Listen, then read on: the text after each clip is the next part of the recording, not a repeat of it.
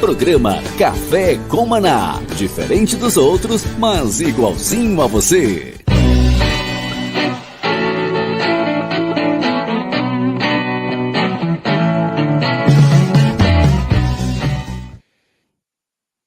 Shalom, graça e paz, que a bênção do Senhor alcance sua vida e o seu coração nesse dia que o Senhor fez para nos abençoar. Obrigado pelo carinho, obrigado pela audiência, obrigado por você estar aqui ligado, sintonizado em nossas rádios, Rádio Sara Brasil, Porto Alegre, Floripa e São Paulo. Obrigado por você também que nos acompanha via YouTube, Spotify, divulgue os nossos canais.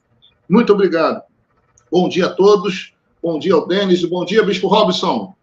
Bom dia, Denis, bom dia, Pastor Kennedy, bom dia a nossos ouvintes, Porto Alegre, Florianópolis, São Paulo, que Deus abençoe vocês nessa sexta-feira, né? São 8h01, você está conosco aqui na Sara Brasil FM. Que bom, literalmente tomando café, né, pastor? Exatamente, eu acabei de tomar o meu cafezinho aqui e você está no nosso programa Café com Maná. Acabei de fazer o café, terminei de fazer e vamos fazer um programa hoje tomando o nosso café. Queridos, todos os dias, cada um de nós escolhe uma pauta, né? E o legal disso é que a pauta ela tem a ver com aquilo que a gente mais gosta, se interessa, com as notícias do dia, né, mais importantes.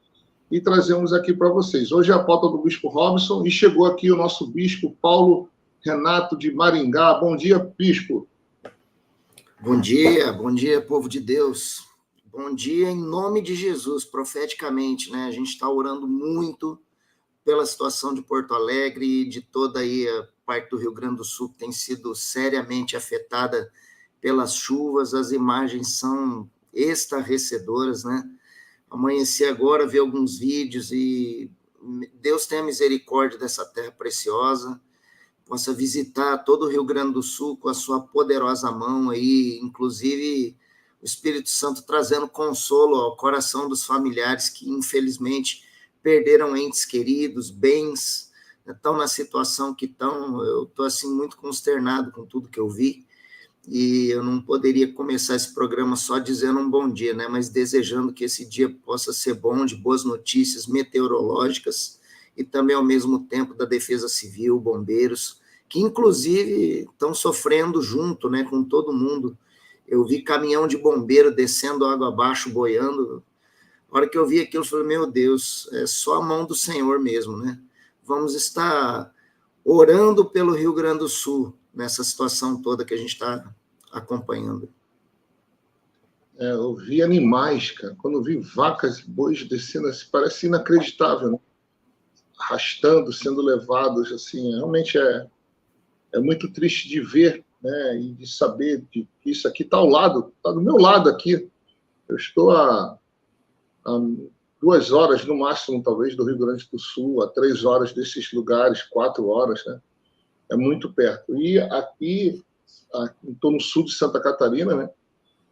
A chuva também começou sem parar, mas aqui onde eu moro, graças a Deus, não é um lugar que oferece riscos de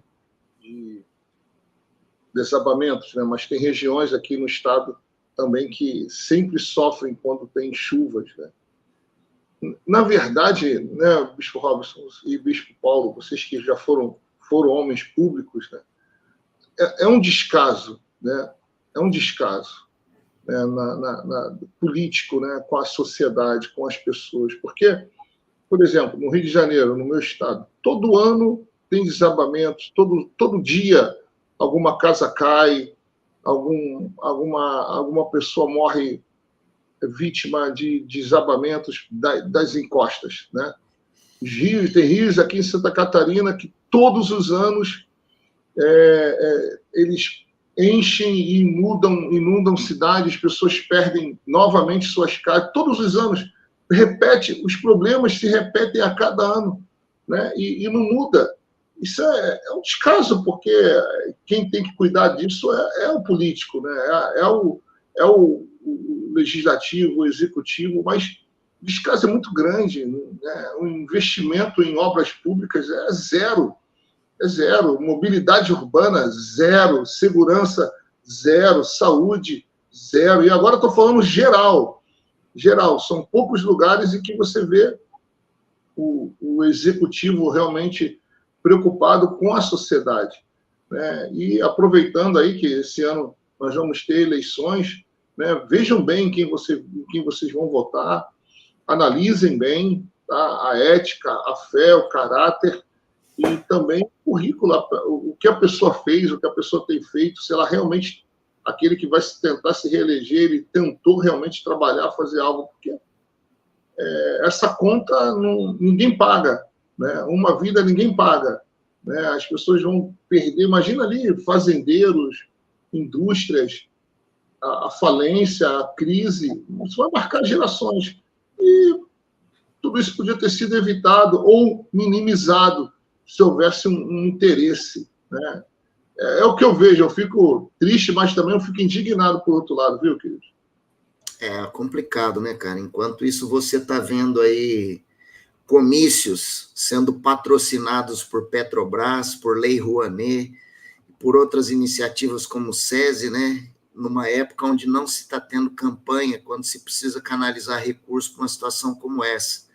E, ao mesmo tempo, você vê o representante maior da nação brasileira, de uma forma completamente desastrosa, dizer que está torcendo pelo Grêmio e pelo Internacional. E eu, como gremista, eu digo, eu estou torcendo pelo Rio Grande do Sul.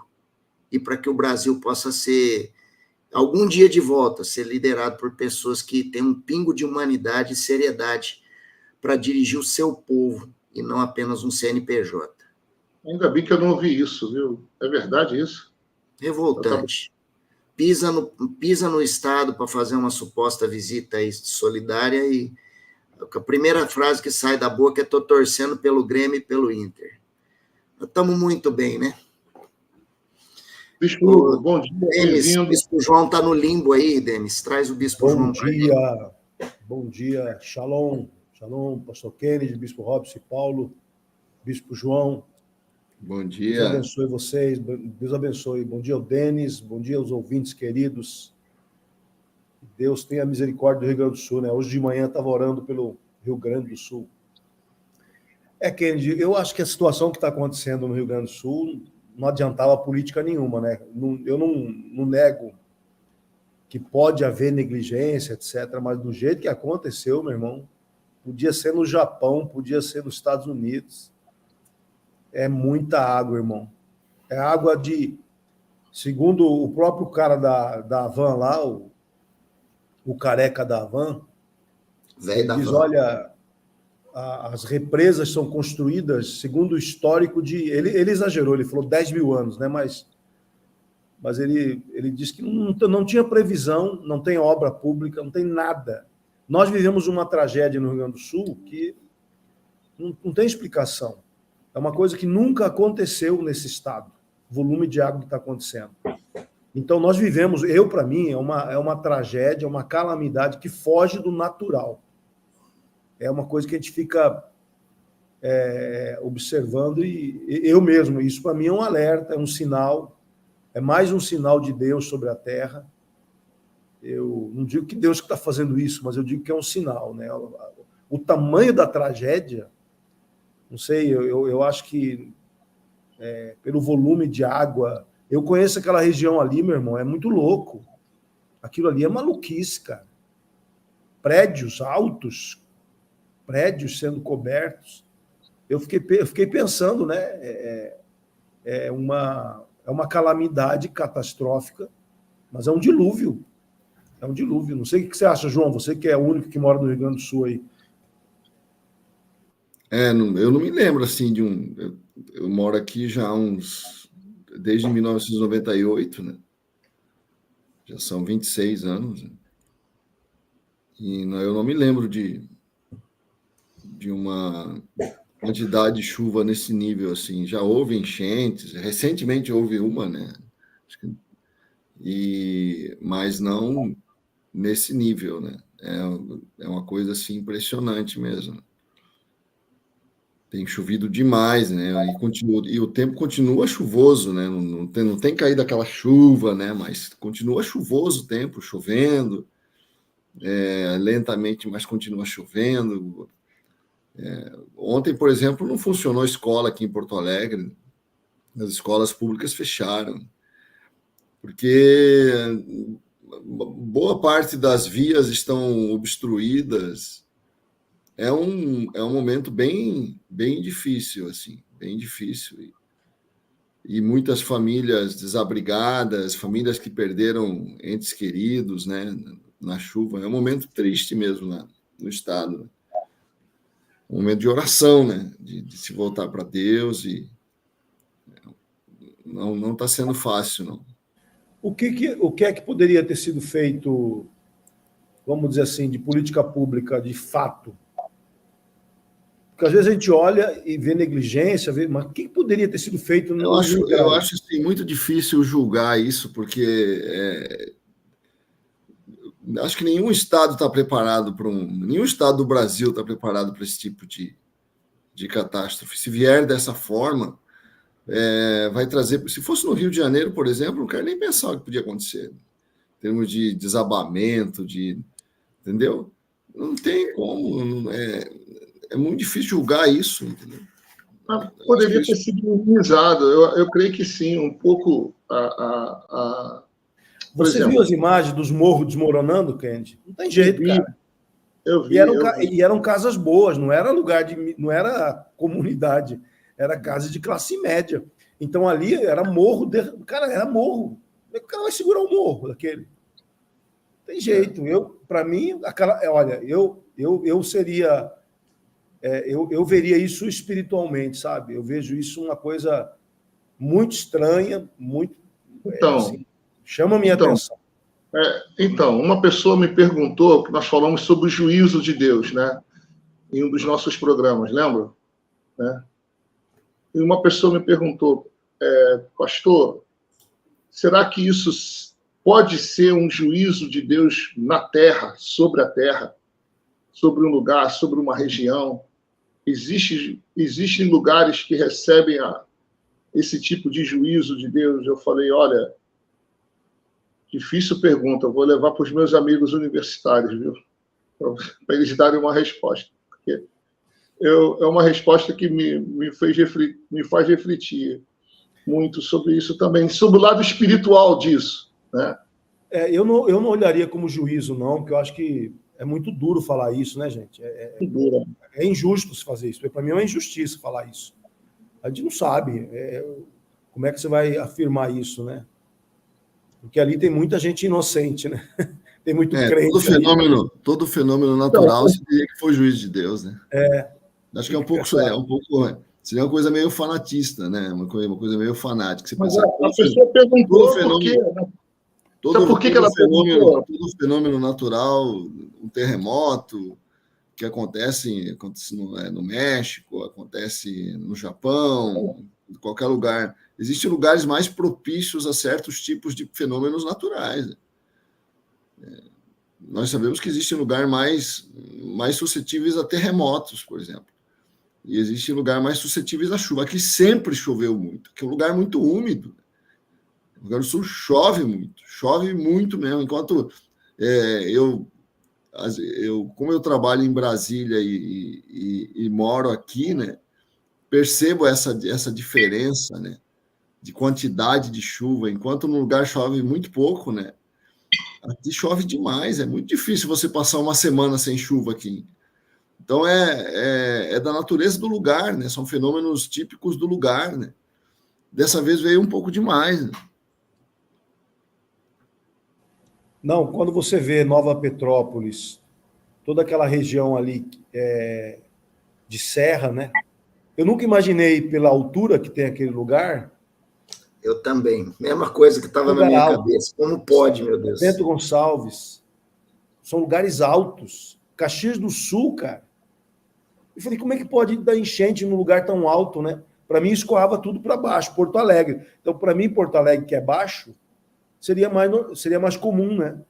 Mas não, é na serra, cara, por causa que tem muitos vales, né?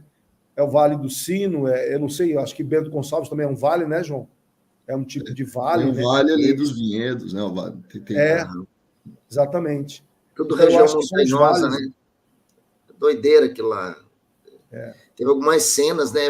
As trombas d'água caindo montanha de cima para baixo ali, levando o carro ali naquela serra que leva a gente até Bento Gonçalves, Gramado, ali aquela região. Meu Jesus, o que é aquilo?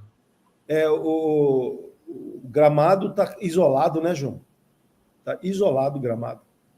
Mesmo aqui, acho que o único acesso aqui livre para Porto Alegre é o que vem de Pelotas, né? Porque o acesso a Caxias tá bloqueado, a BR-290 está bloqueada.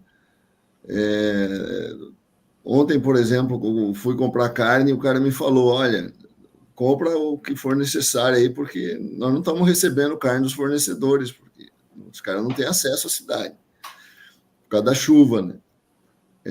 Então é um momento, claro, é coisa que se conserta rápido, né? Assim, 2, 3 dias isso está resolvido nesse aspecto, né, de acesso. O acesso não vai demorar tanto assim, né? Eles vão fazer um acesso emergencial, provavelmente.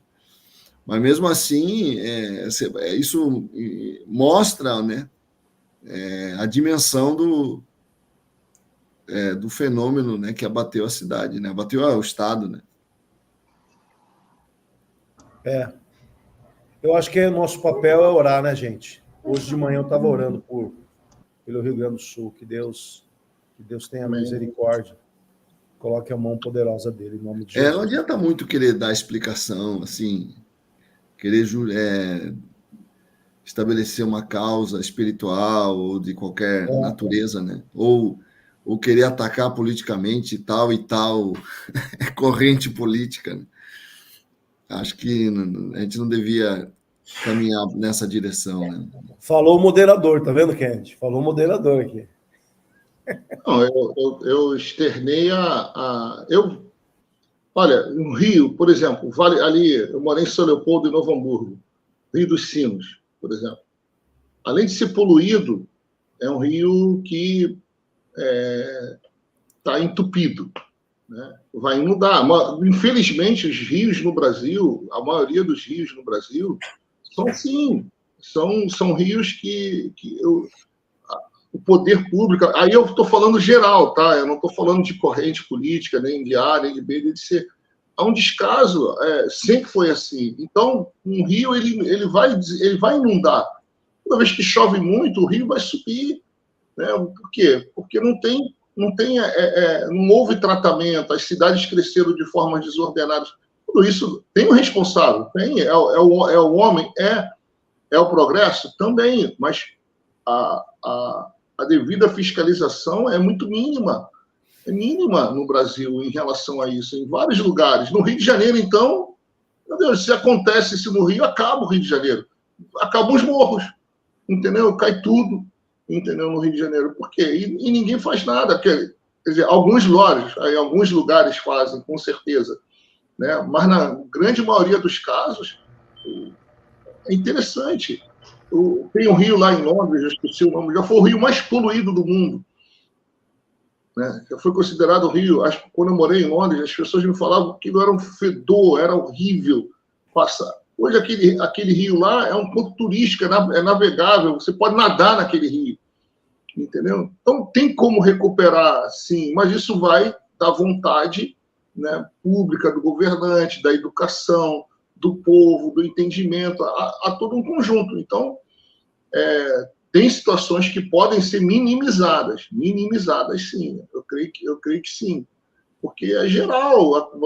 No verão chove na região sudeste, agora aqui no sul, aqui em Santa Catarina tem regiões também, o Rio Itajaí, por exemplo, ele vai inundar, todo ano a mesma coisa, todo ano os mesmos problemas, não muda. É interessante isso. Tem um pouco de responsabilidade da minha parte, sim.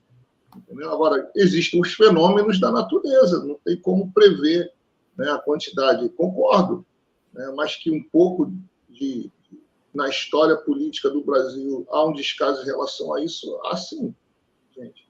Em várias áreas, não só nessas áreas, entendeu? Em várias áreas.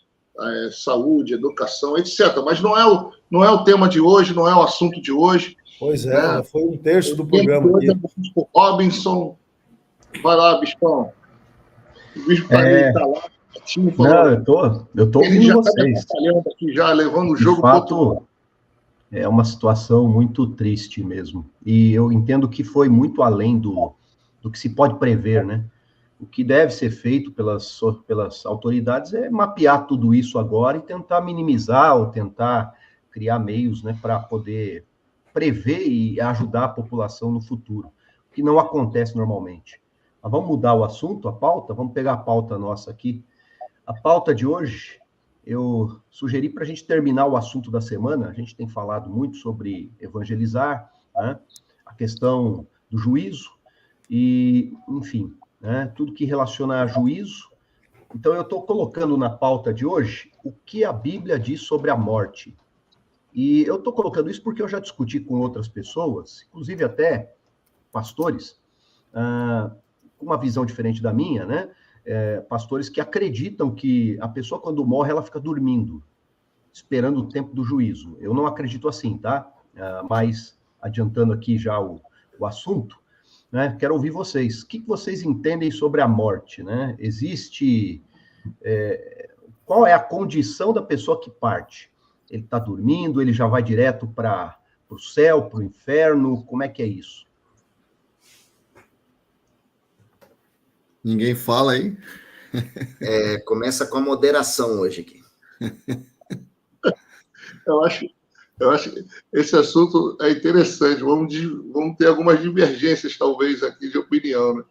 É legal, vamos lá. Mas tem mesmo umas correntes que entendem, né? Que, como a Bíblia fala, que os que dormem, né? Primeiro Tessalonicenses, que as almas estão dormindo, né? Acho que, inclusive, tem os adventistas, eu acredito que tem essa convicção, né? Mas a tradição evangélica é diferente, né? Na tradição evangélica, os que são salvos vão para o paraíso, né? Que alguns entendem que é um lugar de espera, né? Do juízo, né? Que é o paraíso, que é um lugar em que os mortos estão, né? Vivos, como diz Jesus, né? Para Deus todos estão vivos, né? Quando há aquela referência que ele é o Deus de Abraão, Isaac e Jacó, né? E é isso, né? Não tem essa... nós não estamos dormindo, né? Estamos acordados depois de mortos, né? Na presença de Deus. Aí muitos textos, né, são citados, né? O apóstolo Paulo, quando fala que ele deseja ir, né, para estar na presença de Cristo, não faria sentido ele dizer que deseja ir para estar na presença de Cristo se o estado em que ele fosse ficar era o estado de dormência, né? E Jesus fala também para o ladrão da cruz: hoje mesmo estarás comigo, né, no paraíso. Então, há várias passagens, né? A passagem de Apocalipse, em que as almas, né, estão cobrando, né, a vingança do sangue derramado, né? Também estão acordadas, né? Enfim, são várias passagens que mostram que a alma, né, o corpo fica, né, há uma separação da alma e do corpo, e a alma permanece na presença de Deus no paraíso, né, em estado de graça. E as almas perdidas vão também para um lugar intermediário, né, que a Bíblia chama de Hades, né, um lugar ruim, né, lugar mau, né, em que elas estariam sofrendo. Na Igreja Católica tem ainda a doutrina do purgatório, né, que nós não abraçamos, né, em que a alma permanece num lugar de purificação, né, passa ali para se purificar, né, das faltas cometidas no período em que viveu na Terra. Ninguém morre em estado de perfeição, né? Então, por isso passa um período no purgatório, uma doutrina que você não encontra na Bíblia e por isso nós evangélicos, não abraçamos, né? Mas ela é muito forte no meio católico, né? Eles têm lá uma série de justificativas, né, para defender a doutrina do purgatório, mas eles mesmos reconhecem que, biblicamente, não existe nenhuma menção a esse estado intermediário, né, que eles sustentam. Então, nós cremos que o salvo vai para o paraíso, a purificação se dá pelo sangue do Cordeiro, né, e não por um sofrimento intermediário que a gente tem que enfrentar, né. Basicamente, eu creio que essa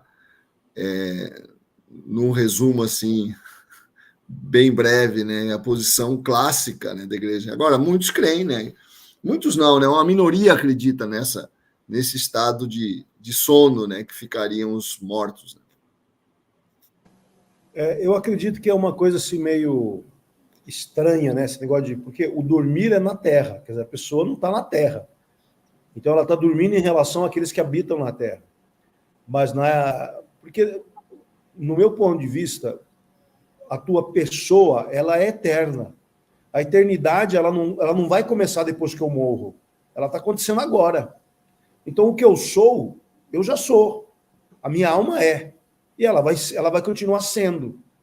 Então, essa coisa de dormindo, para mim, é uma falta de revelação da vida. Quando Jesus disse, eu vim para que tenham vida e vida em abundância, ele veio para despertar nosso espírito. Desperta tu que dormes, Efésios capítulo 5, levanta dentre os mortos, Cristo te iluminará. Então, eu já vivo num estado, né? Por isso que quando Jesus fala, vocês creem que Deus é vivo? Porque ele é Deus de Abraão, de Isaac e de Jacó. Então, se ele é Deus de vivos, ele não é Deus de mortos. Abraão, Isaac e Jacó vivem na presença de Deus. A vida é uma só. Então, essa coisa de achar que está dormindo, para mim, é uma falta de revelação da vida, a vida plena, a vida do Espírito, que é a verdadeira vida. Então, enquanto eu estou no corpo, eu estou na terra. Mas a vida, ela é uma só. E o texto que o João menciona de Apocalipse, capítulo 6, ele diz, quando ele abriu o 5º selo, vi debaixo do altar as almas daqueles que tinham sido mortos por causa da palavra de Deus e por causa do testemunho que sustentavam. Clamaram em grande voz. Eles tinham voz, dizendo, até quando, ó soberano Senhor, santo e verdadeiro, não julgas nem vingas o nosso sangue dos que habitam sobre a terra? É um diálogo. Como é que um cara dormindo vai dialogar desse jeito? É então, para mim, né? Está conversando, está falando. Está falando de passado também. Eles estão falando do que eles viveram. Né? Exatamente, senso de realidade, reconhece. Outra coisa, né? Os mortos vão reconhecer uns aos outros? Vai haver esse... Porque tem aquela passagem... Olha o que eles dizem. Até quando, soberano Senhor, não julgas nem vinga o nosso sangue dos que habitam. Eles sabem do que aconteceu na terra. Né? Então, para mim, é uma falta de compreensão e revelação do que é a vida. A vida é. Você recebeu Jesus, você começou a vida. E aí você é eterno. Certo. Eu vejo assim, por uma ótica mais analítica. Por exemplo, Jesus, nosso Senhor, é referência maior, né? Ele faz uma parábola e ele faz uma parábola proposta por ele, Rico e Lázaro, e ele, ao mesmo tempo, na cruz do Calvário, ao lado daquele ladrão que se compadeceu com ele ali, ele faz uma declaração. Na parábola do Rico e do Lázaro, ele narra ali sobre Abraão no seu seio, né? Como que se fosse uma vida após a morte. Um ambiente de vida após a morte que me parece ainda não ser tão definitivo assim. Seria uma sucursal do descanso daqueles que morreram na justiça da fé, né?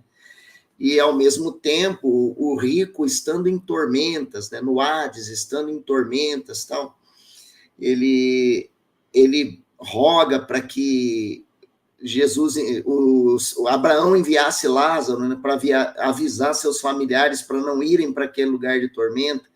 E daí Abraão, ali no diálogo proposto por Jesus, diria que não é possível, quem está aqui, quem está lá, e quem está para cá não passa para aí, etc. Já deixa uma coisa pré-definida ali. Quando ele está na cruz, ao lado daquele ladrão que se compadeceu, teve um que não teve compaixão nenhuma, né? Não se arrependeu, ele zombou, ao passo que o outro se compadece e clama ao Senhor, lembra-te de mim quando entrares no teu reino, né? E Jesus responde para ele, hoje mesmo estarás comigo no paraíso. Ele usa a figura do paraíso, né?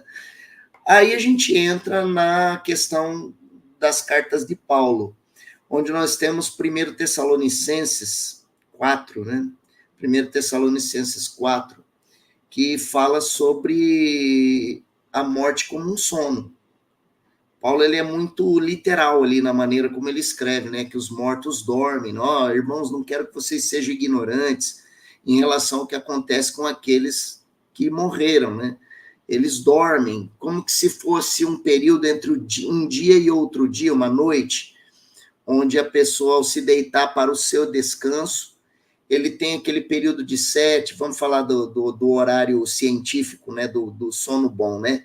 Entre 7 a 8 horas de sono de descanso, onde ele entra num estado de sono REM, conforme a neurociência ensina, né? O sono REM é aquele sono absoluto, onde você literalmente está à disposição do seu subconsciente e mais nada, né? E Paulo faz essa narrativa ali na sua carta aos Tessalonicenses, sobre esse sono profundo, de onde em algum momento se despertaria para a realidade do juízo, né? Então fica ali aquele contraponto que acaba gerando correntes de pensamento doutrinário acerca do que acontece após a morte. Por exemplo, o Salmo 115, vamos sair um pouco desse cenário mais contundente, que é o cenário principal, que é a palavra de Cristo, o cenário ali consequente, que é a palavra de Paulo, e vamos pegar o Antigo Testamento, uma fala de Davi, o Salmo 115, né? O Salmo 115, acredito que seja um salmo de Davi, ele, no versículo 16 ao 18, né? Os céus são os céus do Senhor, mas a terra deu a ele, aos filhos dos homens. O 17 diz, os mortos não louvam ao Senhor, nem os que descem à região do silêncio. Os que descem à região do silêncio. Aquele fazendo uma referência ao estado de morte do corpo físico, né, chamando esse estado de uma descida à região do silêncio.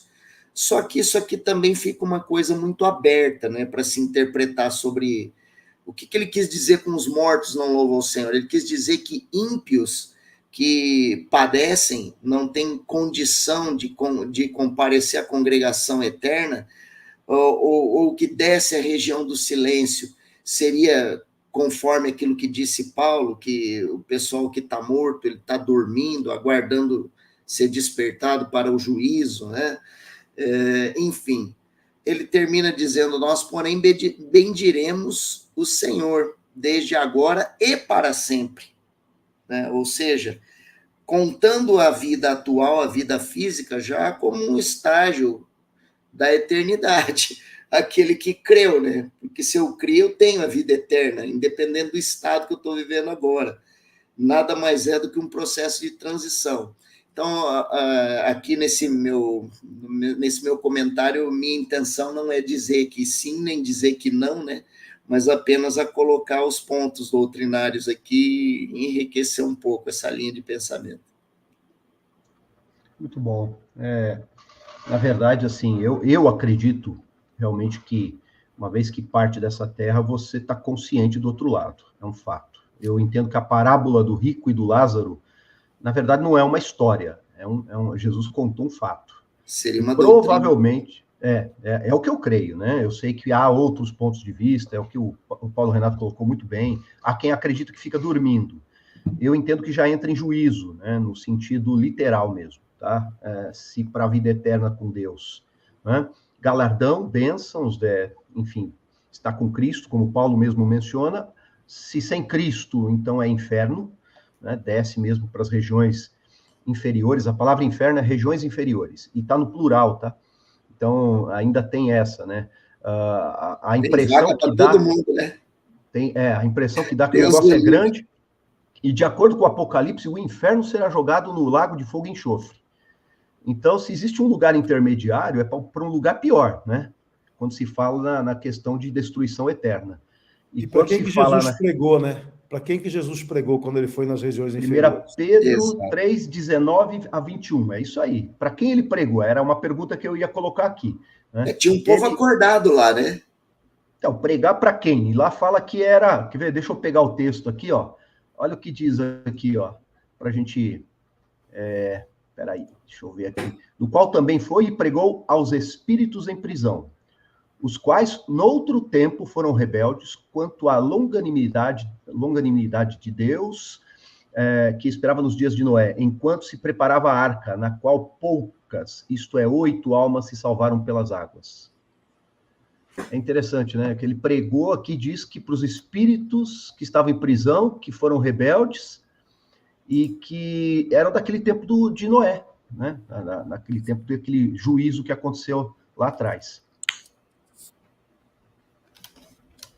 Alguém tem algum comentário sobre isso? Como foi essa situação de Jesus? Aliás, ele pregou aonde? É uma outra pergunta, né? Agora, ele desceu ao inferno ou não? Uma coisa importante a gente deixar claro, por incrível que pareça, né? Hoje, antigamente, se nós vivêssemos uma outra época, isso não seria necessário, né? Seria um comentário desnecessário. Mas é muito importante, tem alguns crentes que não entendem bem essa questão da como o morto está desperto, né? As pessoas precisam saber que não existe comunicação, né, entre esse mundo e o nosso mundo, né? Porque muitos acreditam que existe. Esses dias eu vi um debate num canal muito interessante, que é um canal britânico, né? Um cara lá, um teólogo, sustentando que não, e pegando vários textos, né, procurando mostrar que havia essa comunicação. Eu vejo muita gente que perde uma pessoa querida, né, com esse desejo de que a pessoa venha visitar ela em sonho, e dizendo isso, que foi visitada em sonho e tal. E isso não é bíblico, né? Não tem um fundamento bíblico, né? Pelo menos é o que mostra a parábola do rico e do Lázaro, né? O Lázaro gostaria de vir, né, avisar os seus irmãos, né? Pediu que alguém fosse enviado. E Abraão diz que não é possível, isso não é possível, porque ele já tem os profetas para fazerem isso. Então, eu acredito que há é interessante como o espiritismo tem uma influência, né, sobre o pensamento das pessoas, e porque isso é uma concepção espírita, né, essa ideia de comunicação. Muitos usam a passagem de Saul, né, que é uma passagem misteriosa realmente, né? Eita, passagem misteriosa, né? Nenhuma explicação satisfaz, né? Todas aquelas explicações que as pessoas dão, que é um demônio e tal, são explicações muito... Essa é uma passagem muito difícil, né? E a Bíblia é assim, né? A Bíblia, ela não é assim, como ela não é um livro de doutrina, né? Mas é um livro de comunicação de Deus com o homem, né? Nem sempre ela é muito clara, né, nos aspectos doutrinários, né? É mais ou menos como a física quântica, né? É um mistério, né? A coisa meio misteriosa. Ninguém entende bem por que as coisas acontecem daquele jeito, né? Aliás, negócio de física quântica é engraçado, né? O cara, quando quer se fazer inteligente, ele fala de física quântica, porque ele sabe que ninguém entende, né? É uma ótima estratégia, né, para gerar conteúdo. Como gerar conteúdo sem ter conteúdo. Esse dia um amigo meu falou, vou escrever um livro sobre direito quântico. E pior que ele escreveu, direito, mas como assim direito quântico? Quando o cara está perdido, ele fala em física quântica. Acho que a Bíblia é meio quântica às vezes, né? Ô, João, o doutor Sayeg escreveu aqui, o cara renomado aqui, o advogado, escreveu. Foi ele que me falou. Aliás, vai palestrar no CSFE sobre direito quântico. Eu estou curioso. Porque Conhece ele, João? Conhece Não, ele? eu só conheci por telefone, quando ele me falou do livro. É interessante essa questão, né? É para ver como é antigo essa questão de consulta a mortos também, né? Porque Saul foi atrás de uma feiticeira, na verdade, uma pessoa que podia fazê-lo, né? Pela cultura da época, e a passagem diz que né, a pessoa sugere né, que é o profeta Samuel com quem ele está conversando ali. E a gente percebe que há um interesse pela realidade dos mortos desde lá de muito tempo, né? Essa coisa antiga. Agora, o que a Bíblia diz é que nós nos apegamos, e o que a Bíblia afirma é que ao homem é dado morrer uma só vez e depois disso vem o juízo. É assim que está escrito, né? Então, nós entendemos isso, né? E aí entra a questão de céu e inferno, né? Que é uma coisa que a gente comentou aí a semana praticamente. O que vocês me falam, né? Como é que é essa questão? Se está desperto, se a gente entende que está desperto e vai direto mesmo para o céu, paraíso é um lugar intermediário, houve uma mudança com a cruz. Não sei se vocês, acho que sim, todos vocês sabem disso, né? Existe uma teologia, uma ideia, uma doutrina de que pós-cruz, a pessoa morre e vai direto para o céu. Antes da cruz, ele ia para o lugar chamado Seio de Abraão, que também é um lugar intermediário, que fica com uma visão, vamos dizer assim, desse lugar de tormento, conforme a parábola que Jesus contou, né? Que é aquela parábola que está lá o Lázaro, Abraão e o rico no lugar de tormento, separados por um abismo, né? Vocês concordam com isso? A Bíblia fala sobre Hades, né? Hades é o lugar dos mortos. As portas do inferno não prevalecerão contra o Hades. Ali não é inferno. A palavra inferno, quando Jesus usa o termo inferno de condenação, ele usa o termo Geena, né? Ou Geena. Ele não usa Hades, quando ele fala da condenação. Então, o lago de fogo, enxofre, que vai ser inaugurado pelo anticristo e falso profeta, você vê lá no livro de Apocalipse isso, aí sim o inferno, que é o lugar de condenação eterna. Então, eu entendo que o Hades é um lugar intermediário, como é o paraíso, né? O paraíso não é um lugar definitivo, o paraíso é um lugar intermediário. Então, a Nova Jerusalém, né? Eu não sei, é um mistério, na verdade, porque a Bíblia, quando Jesus usa os termos, ele usa, quando ele vai falar de condenação, quando ele fala do fogo que não se apaga, ele fala de Geena, ele não fala Hades. É porque em Geena é um lugar que existia lá, né? Em Jerusalém, né? Geena era um lugar em que eles... queimavam o lixo lá. Era um lugar que eles queimavam o lixo, e o lixo alimentava constantemente aquele fogo, e os vermes nunca paravam de... Por isso que ele usa aquela expressão, né? Onde o verme nunca morre e o fogo nunca se apaga, né? Porque era um lugar literal, né? Que existia em Jerusalém, que era o lugar do lixo, né? O lugar em que eles queimavam, né? Um lugar horroroso, né? Os animais eram queimados ali, tudo, né? Isso mostra que a linguagem é figurada, né? A linguagem é figurada. O lago de fogo e enxofre é obviamente uma linguagem figurada, né? Porque o lago de fogo e enxofre está ligado a essa concepção de Geena, né? Essa concepção que é algo que a mente humana pode captar. A gente não sabe como é, né? O que é esse inferno, né? Agora, as metáforas indicam que é um lugar horrível, né? Embora as pessoas falem, é uma metáfora, é como se então o inferno não fosse tão grave assim, né? Não, realmente é uma metáfora, né? Mas ainda que seja uma metáfora, é uma metáfora de algo muito ruim, né? Então ninguém queira ir para lá. As pessoas falam, não, o inferno é aqui na Terra mesmo, né? Nós ouvimos muito essa expressão, né?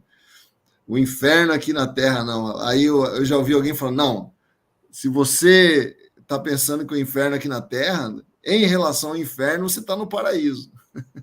A Terra é um paraíso em relação ao inferno. Agora, o que eu percebo, né, Robson, é interessante você...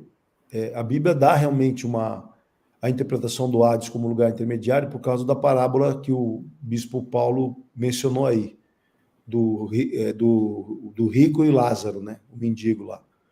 Essa parábola que você também, Robson, mencionou, acreditando que é um fato, isso na verdade, como diz o João, nem tudo a Bíblia é muito clara, né?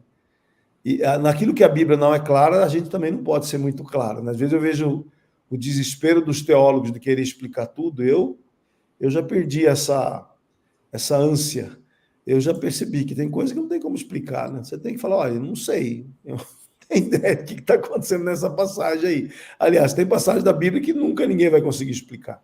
Vai ter que fazer... o batismo pelos mortos, aí alguém consegue dizer que prática era essa? Né? Exatamente.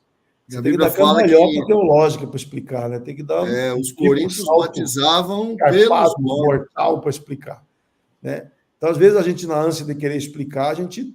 Agora, a questão da eternidade, né? Eu acho que é o fato aqui. O fato aqui que nós estamos conversando é a eternidade. A eternidade que é proposta por Deus, a minha concepção é muito clara. O reino de Deus, ele é um reino que estabelece um governo, uma ordem, uma harmonia.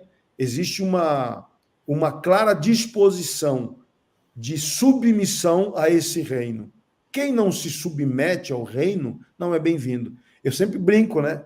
Eu já fiz algumas dinâmicas pregando, eu pergunto assim, imagina você morar numa cidade onde as coisas são organizadas, as coisas são ordenadas, existe uma ordem perfeita, mas você não tem direito de dar opinião nenhuma, lá não tem sindicato, não tem lugar para você reclamar nada, você tem que submeter às ordens daquele lugar, você tem que obedecer tudo que mandam, você não pode dar pitaco, você não pode dar opinião, você não pode fazer nada, só tem que viver ali. Você viveria nessa cidade? Cara, 70% levanta a mão dizendo que não querem viver nessa cidade. Aí eu deixo as pessoas caírem na armadilha, aí eu disse, pois é, você acabou de rejeitar a Nova Jerusalém. Não tem sindicato, lá você não pode dar pitaco, lá você não vai mudar nada, ninguém quer saber a tua opinião lá, você tem que obedecer o tempo todo, né? As pessoas começam a cair em si, porque nós, seres humanos, somos rebeldes, não queremos nos submeter a uma ordem estabelecida. E o reino é isso. Então, para mim, o Hades, inferno, o raio que parta, né, como diz lá em Porto Murtinho, que é esse negócio? É o lugar onde as pessoas não querem se submeter ao reino. Elas não querem, elas querem dizer, eles querem viver do jeito que eles querem viver. Aí tudo bem, então não pode viver no lugar que Deus estabeleceu como seu lugar.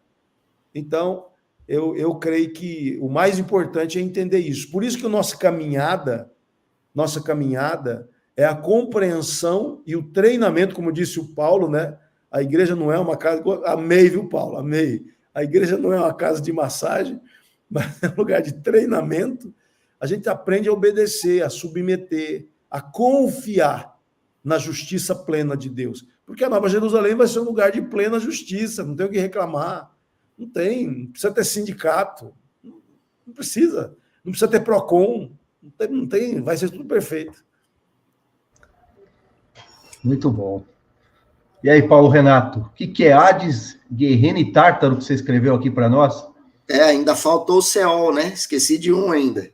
Estava lembrando aqui agora, né? São 4 termos em língua estrangeira que a Bíblia traz, né? Seol, Geena, Tártaro, Hades, cada um se referindo a um tipo de situação. O mais curioso de todos, para mim, é o Tártaro, né?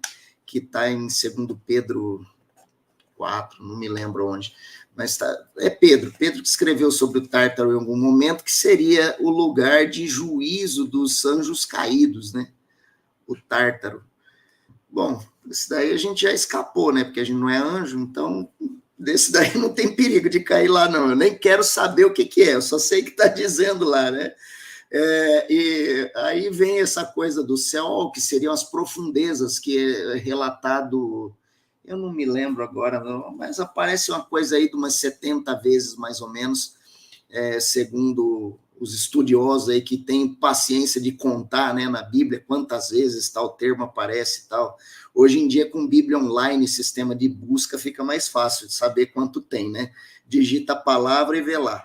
Mas, assim, na língua hebraica, né, o Seol seriam as profundezas. Eles sempre acreditaram que havia entre aspas, aí, um subterrâneo, né, um lugar tenebroso aí, né, subterrâneo, o Seol. Aí fica essa coisa, né, de Geena seria o lago de fogo e enxofre, né? O Geena seria uma referência para o lago de fogo e enxofre, Seol, Geena e o Hades, né? O Hades é curioso também, por quê? Esse termo é utilizado também, né, como, por exemplo, lá na parábola de Jesus, né, estando eles no Hades, né, que seria um ambiente que comportava as duas cenas, o cenário da tormenta do rico e o cenário prazeroso ali de Lázaro no seio de Abraão, né? Esse seria o chamado Hades, mas ao mesmo tempo, na mitologia grega, o Hades é a região dos mortos, né? Que inclusive era visitado pelos deuses, né? Que tinham seus governos lá de seres poderosos sobrenaturais também, fazendo essa analogia, né? Mas a gente sabe que a mitologia grega, como se diz, é mitologia, mas ao mesmo tempo eu acho válida porque ela traz um fundo de verdade do pensamento corrente da época. E de onde vem essa influência, né? Com certeza, se todo mundo veio de Deus, ainda que no imaginário o homem cria alguma coisa, ele tem alguma fonte de onde ele captou isso lá no fundo da sua mente lá. Enfim, então são esses 4 termos que a gente vê na Bíblia, né? Repetindo, Hades, Geena, Tártaro e Seol. O tempo está meio curto aqui para ser muito preciso nisso agora, né? Nosso tempo na rádio está acabando, faltam aí 3 minutos. No YouTube a gente sempre pode ficar um minutinho a mais. Mas... Eu acho interessante do que você colocou na passagem de Jesus, que ele relata isso, é que o rico quer ser evangelista no inferno. Pois é. Ele queria que fosse alguém contar sobre a realidade do outro lado do juízo, do inferno, para os parentes dele. Olha, permita que Lázaro ressuscite. Olha como que a coisa é séria, né? Então, que se pregue agora, né? Que se tenha consciência disso. E a resposta de Abraão é que é interessante. Não, eles têm Moisés e os profetas. Quer dizer, tem a Bíblia. A Bíblia já está ali, já é um testemunho claro. A Bíblia é a resposta. É a resposta. Então, fica isso muito claro na passagem, o que Jesus quer dizer ali, né? Que depois do outro lado já não tem mais essa história. É aqui e agora. Ouça o Evangelho, creia no Evangelho, receba Jesus, né? Ande com ele, creia na palavra de Deus. Mas é isso, né? 8h53. Lembrar os nossos ouvintes da Sara Brasil que final de semana nós temos Ciência e Fé, né? Adquira, faça sua inscrição nos aplicativos procure uma igreja Sara Nossa Terra e participe desse evento excelente, que é muito bom, eu gosto muito. Hoje a cunhada do Paulo, o bispo Paulo, vai falar, a Linie, é excelente a palestra dela. Gostei demais quando eu já participei com ela lá em Brasília. A Linie, né, Paulo? Excelente a Linie. E também o doutor Delso, também, que é uma figura, um professor universitário, gente muito boa, lá do Nordeste.